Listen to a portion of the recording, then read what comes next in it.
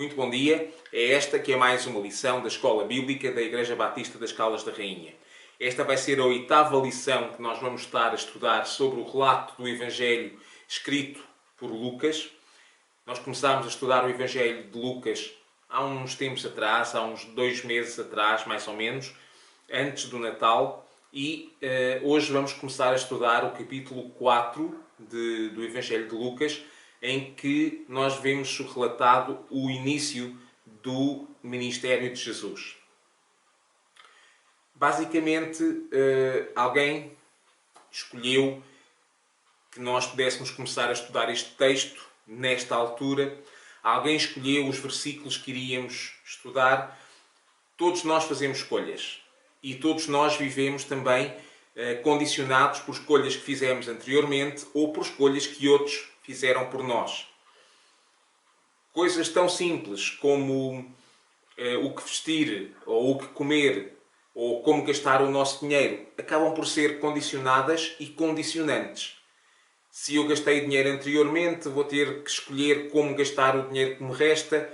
Se eu escolhi não gastar anteriormente, tenho à vontade para escolher onde gastar o que ainda tenho. Tudo isto tem a ver com escolhas e com as consequências das escolhas.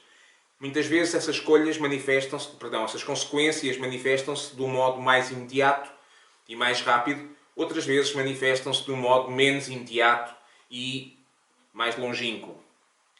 A Vila de Nazaré, a cidade ou o local onde Jesus cresceu e de onde eram originários os seus pais, também não foi bem a vila, foram os seus habitantes, tiveram que tomar também uma decisão. E essa decisão também tinha consequências e teve consequências graves, ou pelo menos importantes para o resto da sua vida. E nós hoje vamos estudar isso. Nós hoje vamos olhar para Lucas 4, vamos começar desde o versículo 16 até ao versículo 30, e como normalmente fazemos, vamos dividir o nosso texto em 3 partes.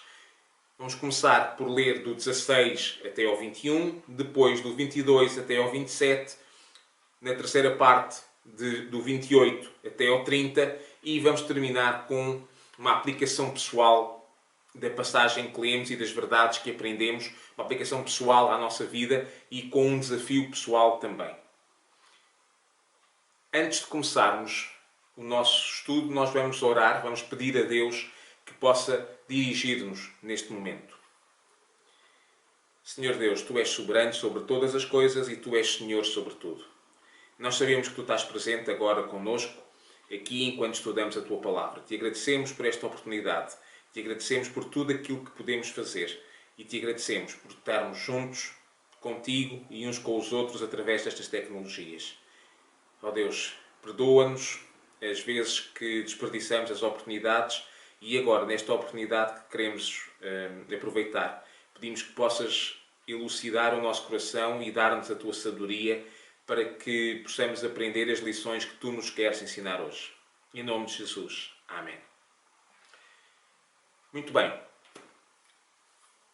De todo o texto que nós vamos ler, há um versículo que é um versículo que pode ser considerado versículo-chave deste texto. E este versículo é Lucas 4, 29. E diz que os habitantes de Nazaré levantaram-se e expulsaram Jesus da cidade e levaram-no até ao despenhadeiro do monte sobre o qual a cidade estava construída, a fim de o empurrarem sobre o precipício. Este texto mostra a decisão que os habitantes de Nazaré tomaram depois de terem tomado outra decisão, que era rejeitar Jesus, e depois de o terem ouvido. Portanto, a sequência de eventos, a cronologia é: eles ouvem Jesus, decidem rejeitá-lo, avaliam a sua mensagem, decidem rejeitá-lo e tomam outra decisão. Com base na rejeição, querem matar Jesus. E essa decisão tem consequências não só na vida de Nazaré, na vida daquele momento dos habitantes de Nazaré, mas posteriormente também. Se nós olharmos para trás, para o capítulo 4, desde do versículo 1, nós vamos ler então que Lucas começou por relatar que após o batismo de João, então começou o ministério público de Jesus. E posteriormente a esse batismo, feito por João Batista, Lucas vai ter o cuidado também, tal como fez Mateus, de fazer uma genealogia da família de Jesus. Ao contrário de Mateus, Mateus começa por Adão e segue toda a genealogia até chegar a Jesus. Lucas faz ao contrário. Apresenta Jesus e depois anda para trás até chegar aos seus antepassados.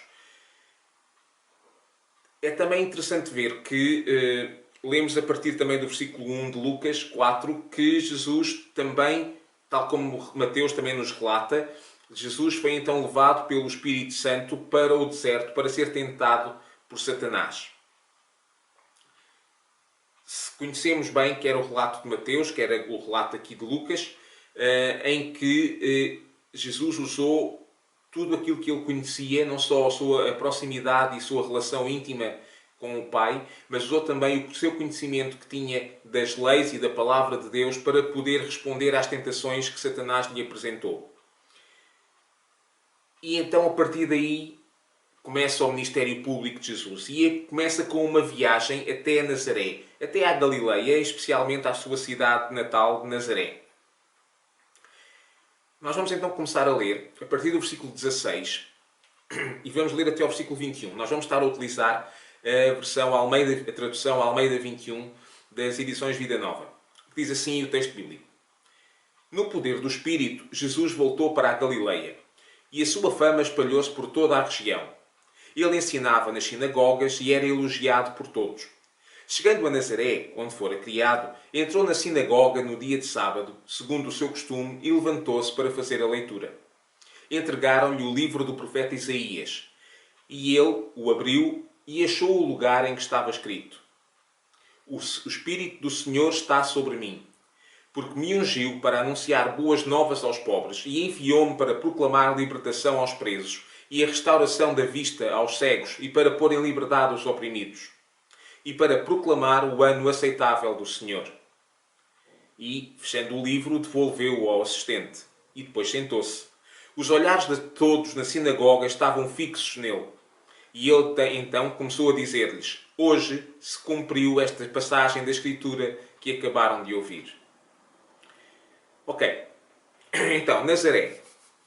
Nazaré, a cidade onde Jesus cresceu, a cidade que era mais ou menos a 145 km a norte de Jerusalém, a cidade onde eram naturais os seus pais, Maria e José, e de onde eles partiram para ir até Belém, da Judeia, quando foi o recenseamento, Belém e Efrata, quando foi o recenseamento ordenado por César, para se recensearem, e onde acabou por nascer Jesus, visto que à saída de Nazaré, Maria já estava grávida, e por isso o menino acabou por nascer então em Belém.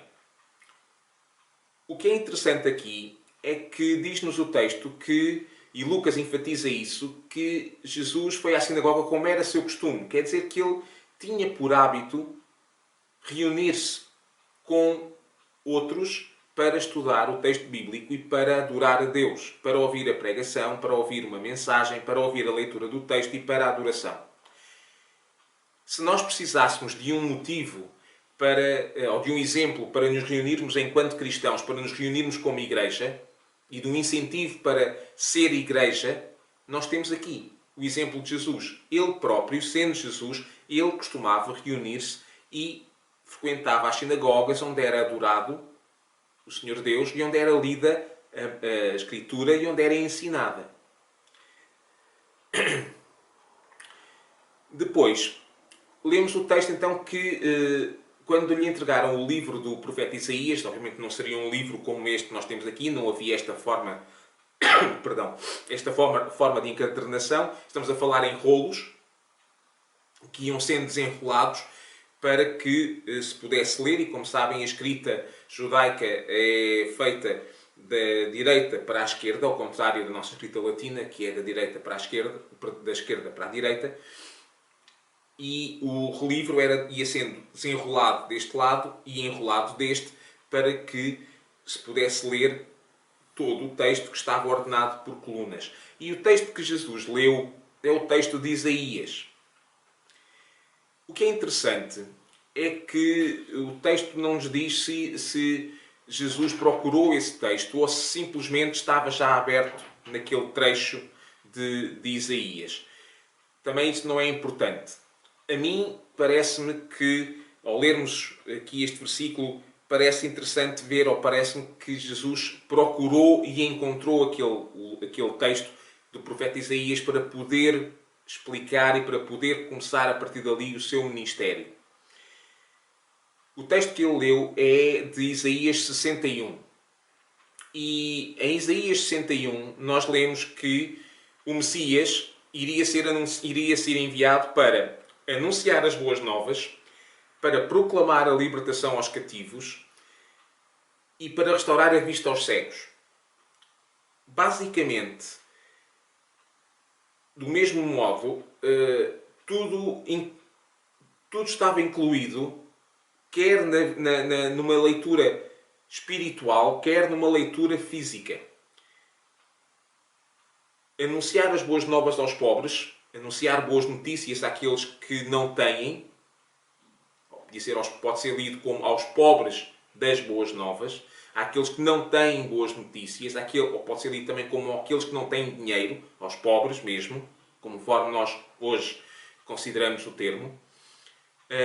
Proclamar a libertação aos presos ou aos cativos pode referir-se efetivamente à libertação da cadeia, pode referir-se à libertação da escravidão, pode referir-se à libertação do domínio do Império Romano, e restaurar a vista aos cegos pode ser, efetivamente, referir-se à restauração física da vista àqueles que tinham problemas de vista, como a cegueira, por exemplo.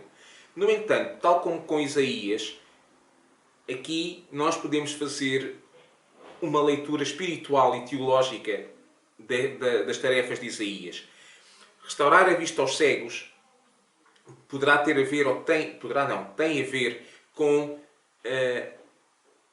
o facto de, a partir daquele momento, Jesus poder trazer luz e elucidamento, e elucidamento, esclarecimento, fica melhor, sobre aquilo que Deus quer e sobre o propósito da lei e sobre aquilo que Deus espera do homem. Aquilo que antes não se conseguia ver, passa a ser possível ver. A libertação dos presos pode referir-se, e certamente se refere no aspecto espiritual, à libertação da opressão do pecado e da escravidão do pecado e das consequências do pecado. E as boas novas aos pobres têm a ver com a boa notícia dada da salvação e da vida eterna dada a quem não tinha nenhuma boa notícia, a quem não tinha nenhuma salvação, a quem nem sequer poderia almejar a vida eterna. Tudo isto os judeus liam como faziam uma leitura física e palpável das promessas de Isaías, mas Jesus está a fazer uma leitura teológica e espiritual do seu propósito enquanto Messias, enquanto enviado de Deus. Há uma outra questão interessante, é que o último propósito, o último objetivo do Messias que está escrito em Isaías e que Jesus leu, é proclamar o ano aceitável do Senhor. O que é isto, proclamar o ano aceitável do Senhor? É que este é o momento. O que isto quer dizer é que não há a possibilidade de nós mais tarde decidirmos sobre as coisas ou mais tarde pensarmos sobre isso. Este é o momento. Muitas vezes, sobre muitas decisões que nós temos que tomar, nós vamos adiando as decisões. Não é? Os que têm a sorte, como eu, ter uma barriga maior, temos a possibilidade de empurrar com a barriga, empurrar para a frente com a barriga, como se ainda não é o tempo, ainda não cheguei lá, depois eu volto a pensar nisso. Mas o que o profeta Isaías estava a dizer e que Jesus citou quando leu na sinagoga é que este é o momento. Este é o ano aceitável do Senhor. É agora que nós temos que tomar uma decisão sobre aquilo que temos visto e que temos ouvido. Tanto Pedro como Paulo, nas suas epístolas do Novo Testamento, nos dizem que Jesus virá como o ladrão da noite. E isto tem duas implicações. É que ninguém sabe quando vem e vem mais depressa do que aquilo que nós supomos. Se nós soubéssemos quando é que vinha o ladrão, nós punhamos trancas na casa, punhamos alarmes na casa e estávamos preparados para o receber. A verdade é que, sendo que Jesus vem como o ladrão da noite, nós não vamos, voltará como o ladrão da noite, nós não vamos saber como preparar-nos e não vamos ter possibilidade de, se não estamos preparados, voltarmos a preparar mais tarde para Ele. Este é o momento. Então, vamos resumir aquilo que aprendemos com esta primeira parte destes versículos. Desde o versículo 16 até ao versículo 21. Primeiro, Jesus lê Isaías. Função do Messias, anunciar as boas novas, proclamar libertação, restaurar a vista. Tudo isto pode ter uma leitura física. Mas tem muito mais do que isso. E se nós olhamos para as mensagens de Jesus e para as palavras de Jesus e para o Evangelho apenas à procura de uma leitura física, palpável, então nós ficamos muito aquém de tudo aquilo que Jesus tem para oferecer. Ficamos muito aquém daquilo que Ele pode fazer por nós, que é dar-nos a salvação e a vida eterna. Esse é o propósito. Depois, Jesus lê proclamar o ano aceitável do Senhor. Muitos pensam que mais tarde podem pensar sobre o assunto. Depois, quando for velho, quando for mais velho, quando me reformar, eu depois penso sobre isso de Deus e sobre a Bíblia e sobre a religião. Será que vai chegar a velho? Será que vai chegar a velho com capacidade mental para pensar sobre isso? Não sabemos o dia da manhã. Por isso, o profeta Isaías escreveu e Jesus citou. Este é o ano aceitável do Senhor. Este é o momento. Vamos à segunda parte, à segunda secção deste nosso texto.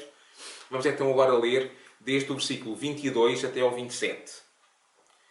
Diz assim: Todos o aprovavam e admiravam-se das palavras de graça que saíam da sua boca e perguntavam: Este não é o filho de José? Jesus lhe disse: Sem dúvida me direis este provérbio: Médico, cura-te a ti mesmo. Tudo o que ouvimos dizer que fizeste em Cafarnaum, faz aqui também na tua terra. E acrescentou: Em verdade vos digo que nenhum profeta é aceito na sua terra. Em verdade vos digo que havia muitas viúvas em Israel no tempo de Elias, quando se fechou os céus e não choveu durante 3 anos e 6 meses, trazendo uma grande fome sobre aquela terra.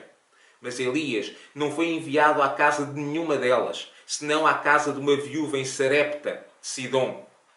E também havia muitos leprosos em Israel no tempo do profeta Eliseu, mas nenhum deles foi purificado, a não ser Naamã, o sírio. Bem, basicamente, depois de Jesus chegar à sinagoga e ler aquele texto do profeta Isaías e ter dito que aquela profecia se tinha cumprido à frente dos olhos deles, os habitantes de Nazaré tiveram que decidir, e não só os habitantes de Nazaré, mas todos aqueles que estavam ali na sinagoga, tiveram que decidir se aceitavam ou não aquilo que Jesus estava a dizer. Eles conheciam bem Jesus, conheciam bem a sua família, conheciam se calhar bem os seus antepassados também, tinham visto crescer Jesus e, por isso, talvez alguns tivessem dificuldade em compreender tudo aquilo que estava a ser dito por Jesus e a amplitude da mensagem de Jesus. Na língua em que Lucas escreveu o versículo 22, e todo o texto, não é só o versículo 22, mas não é muito claro se as reações às palavras de Jesus foram positivas ou foram negativas. Parecem primariamente positivas. Parece que eles gostaram daquilo que leram, daquilo que ouviram. Porque diz que todos se maravilhavam das palavras de graça que saíam dos seus lábios. No entanto, apesar de haver algumas reações positivas e apesar disso nos parecer evidente, a verdade é que houve outros que não aceitaram tão bem as palavras de Jesus. Eles sabiam muito sobre ele e sabiam que ele até era filho de José, conheciam bem os pais dele. Era um jovem, ao pé, se calhar, daqueles anciãos lá de Nazaré. E talvez eles não tenham aceitado tão bem as palavras de Jesus, porque Jesus teve necessidade, conhecendo o coração deles e conhecendo o que se passava na cabeça deles, teve necessidade de lhes responder. E Jesus respondeu com provérbios. Com um provérbio que dizia que nenhum profeta é bem recebido na sua terra natal. Como nós sabemos, este uso de provérbios era comum em Jesus, ou de parábolas, e um provérbio aqui é precisamente isso, uma parábola ou uma alegoria, uma pequena história que tem o objetivo de ilustrar algo mais profundo. Algo que tinha sido já um dizer, uma frase que era passada de geração em geração como sabedoria popular. E, neste caso, o provérbio que Jesus usa é: médico, cura-te a ti mesmo. Ou seja, fala primeiro para ti, põe primeiro em prática para ti aquilo que estás a dizer e depois então fala para nós os restantes. Talvez aquela palavra também pudesse ser lida primeiramente como uma chamada à lealdade para com a sua terra natal. Talvez as pessoas ali mostrassem alguma apreciação por aquilo que ele estava a dizer e alguma atenção, porque afinal era um filho da terra, mas eles queriam ter uma prova para acreditarem naquilo que Jesus estava a dizer. Eles tinham ouvido tudo aquilo que tinha acontecido nas outras cidades e por isso agora que Jesus estava ali, eles sabiam o que tinha acontecido em Cafarnaum, e agora que Jesus estava ali no meio deles, eles queriam que Jesus os ajudasse. Tudo o que ouvimos em Cafarnaum faz aqui também, na tua terra. Eles queriam ver acontecer a mesma coisa em Nazaré. Mas nós que já conhecemos a história de Jesus e conhecemos o ministério de Jesus e a mensagem de Jesus, nós sabemos que Jesus não tinha qualquer desejo em transformar a sua missão e o seu ministério numa espécie de espetáculo público. Ele não estava ali para ser uma estrela, ele estava ali apenas para cumprir aquilo que Deus ordenava no tempo ordenado por Deus. E quando ele responde: nenhum profeta é bem aceito na sua terra, era verdade. Eles sabiam disso. A história corroborava a afirmação de Jesus, porque todos os grandes profetas de Israel foram perseguidos e até alguns martirizados pelo próprio povo, pelo seu próprio povo, da qual eles faziam parte e para quem eles falavam. Jesus continuou e usou a ilustração de dois dos grandes profetas de Israel, Elias e Eliseu. Talvez Lucas refira este texto porque tanto Elias como Eliseu tiveram um contacto próximo e dão ênfase no relato das suas vidas e dos seus ministérios ao contacto com gentios, e Lucas era um gentio. Lucas não era judeu.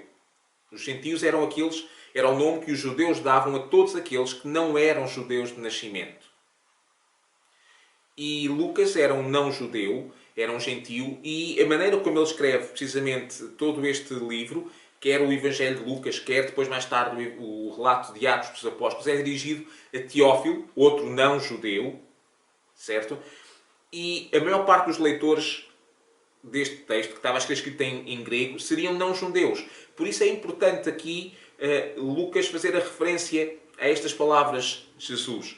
E então Jesus fala então sobre estes dois profetas, Elias e Eliseu. Durante os tempos da divisão da monarquia, quando o reino de Israel, a seguir a David e a Salomão, se dividiu entre o reino do norte, com as 10 tribos, e o reino do sul, com as outras 2 tribos, Judá e Benjamim, com a capital em Jerusalém, durante esse tempo o profeta Elias falou para o reino do norte, principalmente para o reino do norte. E por causa da sua fidelidade à mensagem de Deus, o seu próprio povo, Israel, virou-se contra ele. E quando houve uma grande fome naquela terra, quando não havia nada para comer, foi de fora da nação, foi alguém de fora, alguém gentio, que Deus utilizou para proteger e para dar apoio a Elias. Foi uma viúva, a viúva de Sarepta, em Sidom. Nós podemos ler esse relato em 1 de Reis 17, desde 7 até 16. 1 de Reis 7 fala precisamente sobre este episódio da viúva de Sarepta. Não foi uma viúva israelita que foi ser utilizada por Deus para dar apoio ao seu profeta. E também quando Jesus fala sobre Eliseu, fala sobre um aspecto, sobre um episódio do ministério de Eliseu em que houve um cuidado de Deus especial e um ênfase dado a alguém que não era judeu. Lembram-se de Naamã, o oficial do exército da Síria, que, tendo ouvido que Eliseu era profeta de Deus e que fazia milagres, ouviu através de uma menina que era sua serviçal, sua criada, e foi visitar o profeta e, mergulhando-se nas águas do Rio Jordão, acabou por ser salvo e por ser livre da sua lepra.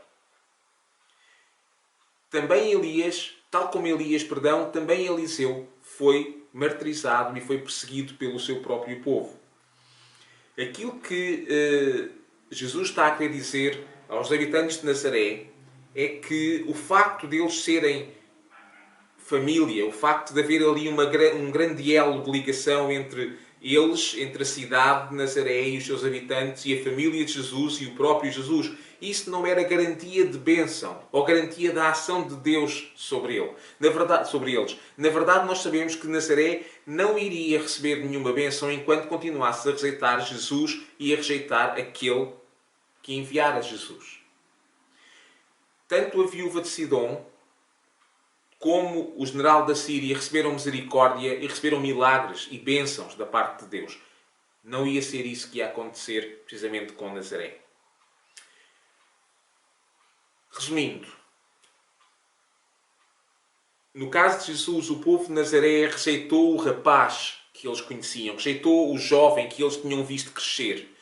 E rejeitaram-no por uma questão simples, porque ele recusou preencher as expectativas que eles tinham de Deus, do seu ministério. Eles disseram, fizeste tanta coisa em Cafarnaum, faz aqui também. O problema é que, e foi por isso que Jesus lhes respondeu como respondeu, e é isso que nós podemos aprender hoje. O problema é que o Evangelho não tem a ver com as nossas expectativas, nem com os nossos desejos. O Evangelho tem a ver com Deus. O Evangelho tem a ver com as expectativas de Deus sobre nós. Nomeadamente, a expectativa de amor e a expectativa de justiça divina. Depois, os nazarenos, talvez amigos e vizinhos, quem sabe até familiares de Jesus ou membros da família de Jesus, eles esperavam que, por serem conhecidos de Jesus, por serem próximos, talvez isso lhes garantisse algum tipo de obrigação de Jesus para com eles. Nós podemos também pensar que pelo facto de sermos crentes, ou podemos só ser levados a pensar que pelo facto de sermos crentes, então Deus tem alguma obrigação para connosco. Só porque nós somos cristãos, nos dizemos cristãos, ou porque dizemos que acreditamos em Deus, então por causa disso, Deus tem alguma obrigação para connosco. Isso mostra que realmente aqueles homens, aqueles ouvintes de Jesus, não estavam interessados em Jesus e por Jesus. E não estavam interessados em Jesus pelas palavras de Jesus. Eles estavam interessados em Jesus por aquilo que podiam aproveitar dele. Quando nós achamos que de algum modo Deus nos deve alguma coisa, isso mostra que nós não estamos interessados em Jesus para o adorarmos. Nós não estamos interessados em Jesus para glorificarmos o seu nome. Nós só apenas estamos a ser interesseiros. E estamos a mostrar que estamos interessados por causa daquilo que nós podemos ganhar. E isso não é aquilo que o Espírito Santo produz em nós. E isso não é aquilo que Deus procura. Jesus diz que Deus procura adoradores que o adorem em espírito e em verdade. E não pessoas interesseiras que se aproximem dele apenas para ter lucro próprio. Vamos então à terceira secção do nosso texto, versículos 28, 29 e 30. Ao ouvirem estas coisas, todos os que estavam na sinagoga ficaram muito indignados. E levantando-se, o expulsaram da cidade e o levaram até ao despenhadeiro sobre o monte, no qual estava a cidade construída, para o atirarem dali. Ele, porém, passando pelo meio deles, seguiu o seu caminho. Quando Jesus, com as suas palavras, condenou o povo de Nazaré por causa da sua falta de fé, por causa da sua incredulidade, acabaram-se as gentilezas e acabaram-se as familiaridades e as amizades, tudo terminou. A atitude subtil deles e até pacificadora acabou e transformou-se em violência. A crítica que Jesus fez e a atitude deles e a ideia de que Jesus ou Deus poderia abençoar os gentios, na leitura que Jesus fez das palavras ou do ministério de Elias e de Eliseu, indignaram os seus ouvintes. E em vez de ficarem ali a remoer a coisa ou simplesmente se irem embora, eles decidiram agir. E não satisfeitos com a ideia ou com a atitude de expulsar Jesus da sinagoga ou até mesmo expulsar Jesus da cidade, eles decidiram matar Jesus. Então levaram-no até ao despenhadeiro do monte sobre o qual a cidade estava construída. A ideia deles era atirá-lo dali para baixo.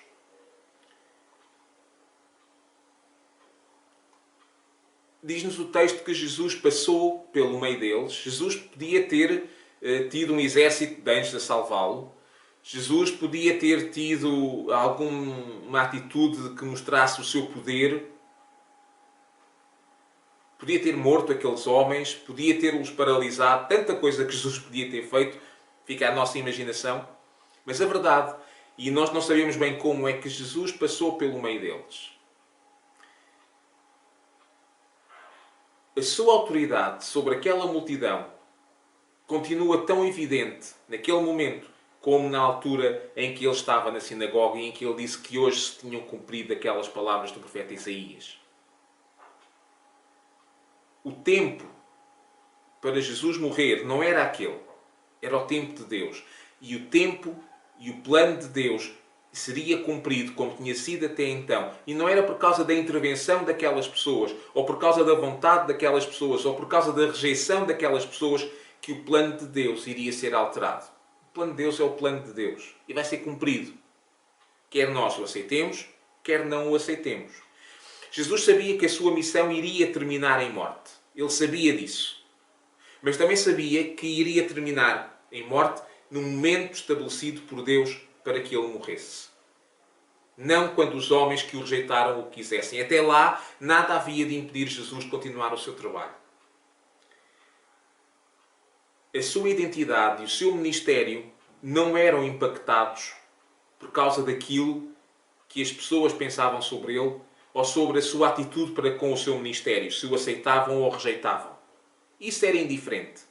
O que era importante era o cumprimento da missão e do ministério de Jesus. Então, resumindo, voltamos à questão das decisões. Perante aquela mensagem, perante aquele homem que estava ali, aquele jovem Jesus que estava ali a falar na sinagoga, os nazarenos decidiram rejeitar. Eles fizeram uma escolha. Eles tomaram uma decisão. E a decisão deles foi rejeitar Jesus. Rejeitaram a sua mensagem, rejeitaram a sua pessoa e, sabemos nós, rejeitaram também aquele que o tinha enviado. A pergunta que nós temos que fazer é: o que é que eu faço com a palavra de Jesus? O que é que eu faço com a pessoa de Jesus? O que é que eu faço com aquele que o enviou? O que é que tu fazes? Rejeitar a palavra de Jesus é rejeitar a pessoa de Jesus. A mensagem de Jesus. E rejeitar Jesus é rejeitar aquele que o enviou. É simples.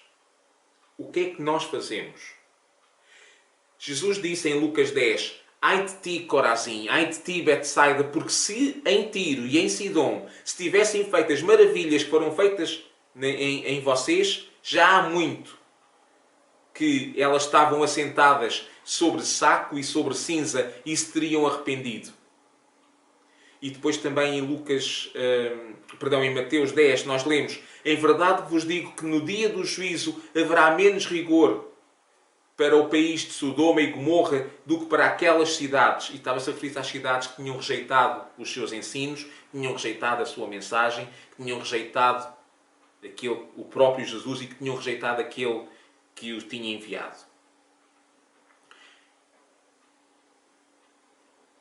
Nós não temos desculpa.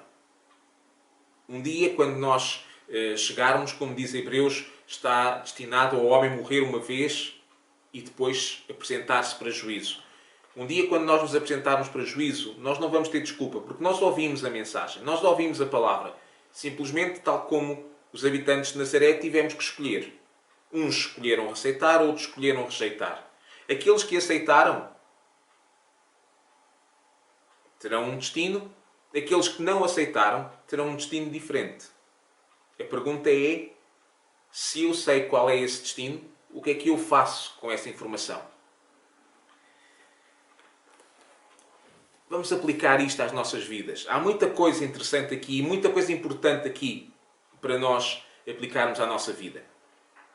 A primeira coisa que nós não podemos esquecer e que é importante nós aplicarmos é que o ministério de Deus e os tempos de Deus não estão condicionados pelos tempos do homem. A autoridade de Deus e o poder de Deus não está preso e não está condicionado àquilo que eu acho importante, àquilo que eu quero ou àquilo que eu determino. Eu não determino nada.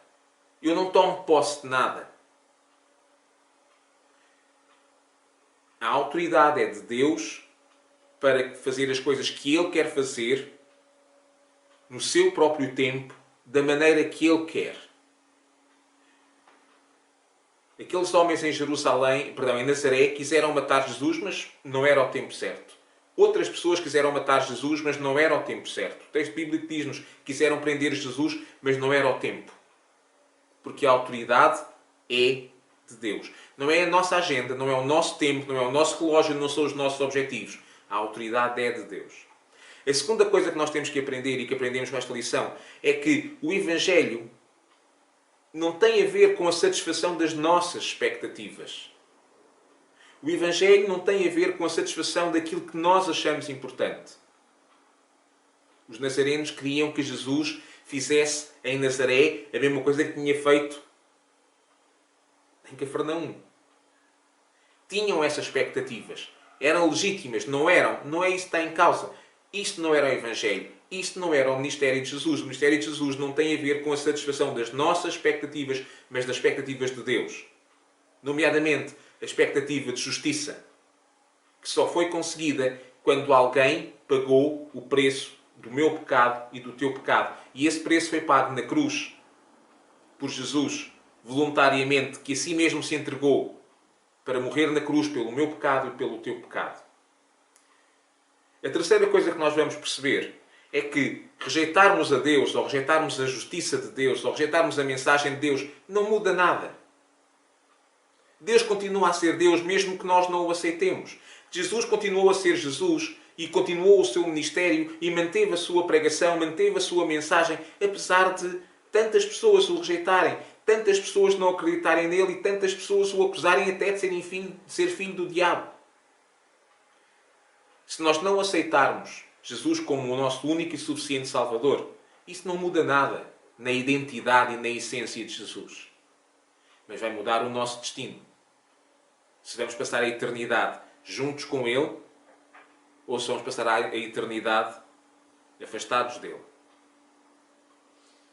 Desobedecer, rejeitar Jesus, não muda a sua identidade. Desobedecer a Deus não muda a sua autoridade, nem a sua divindade.